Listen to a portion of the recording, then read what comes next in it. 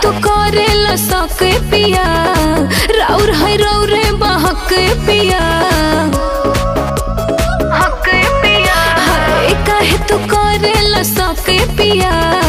राउर है रौरे बहक पिया कहता निखा के क्रिया माथे हाथे धर के कहता निखा के क्रिया माथे हाथे धर के पेटवा में चला टहलाई कावा ससुरा के हकी नारी हार के पेटवा में चला टहलाई कावा ससुरा के हकी नारी हार के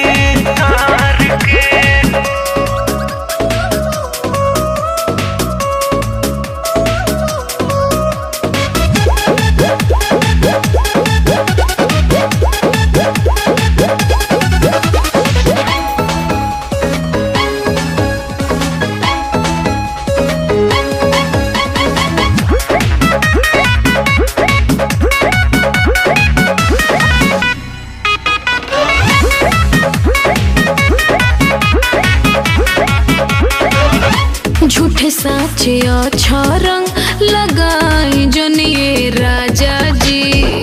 शादी से पहले आके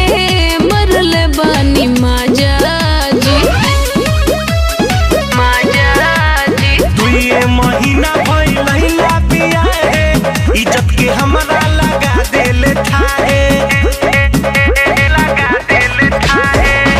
याद कर रिश्ता रखले रहा तू लभर के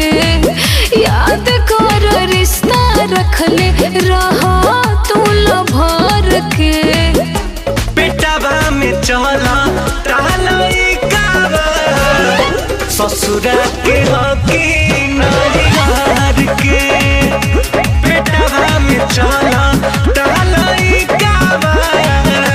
ससुरा के हकी नारी हार के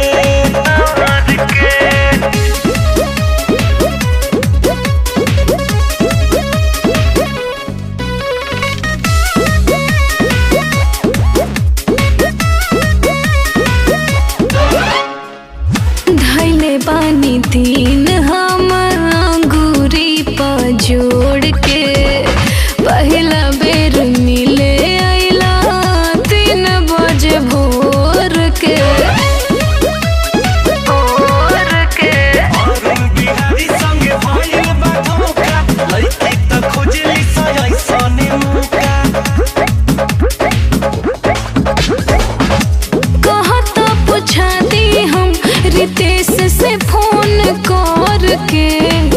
कहता पूछा दे हम रितेश से फोन करके अरे पेटवा में चलता लइका बा ससुरा के हकी नारी हार के पेटवा में चलता लइका बा ससुरा के हकी नारी हार के पेटवा में चला टहलाई कावा ससुरा के हकी नारी हार के